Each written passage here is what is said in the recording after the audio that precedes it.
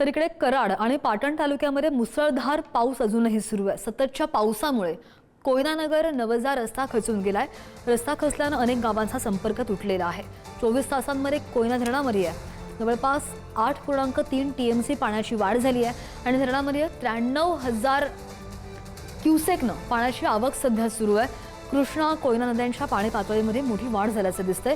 साताराच्या कराड आणि पाटण तालुक्यामध्ये गेल्या 5 दिवसांपासून सुरू असलेल्या मुसळधार पावसानं जनजीवन पूर्णपणे विस्कळीत झालंय।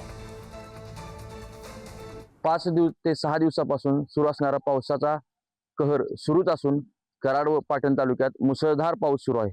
आता आपण उभे आहोत कराडमधील कृष्णा व कोयना प्रीतिसंगमावर। या दोन्ही नद्यांचं पात्र दुथडी भरून वाहत आहे।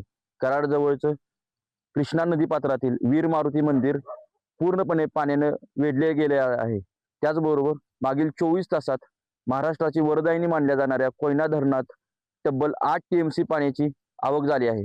कोयना धरणात प्रति सेकंद 93,000 क्युसेक पाणी येत असून नवजा आणि कोयना येथे सरासरी 300 मिलीमीटरहून अधिक पाऊस झाला आहे। तर महाबळेश्वर येथेही मुसळधार पाऊस सुरू असून महाबळेश्वर येथेही 450 मिलीमीटर पाऊस झाला आहे। या मुसळधार पावसामुळे कृष्णा आणि कोयना नदींच्या पाणी पातळीत तसेच धरणाच्या पाणी पातळीत वाढ होत आहे। आज जरा पावसाचा जोर कमी दिसत असला तरी रात्रभर मुसळधार पाऊस झाला आहे।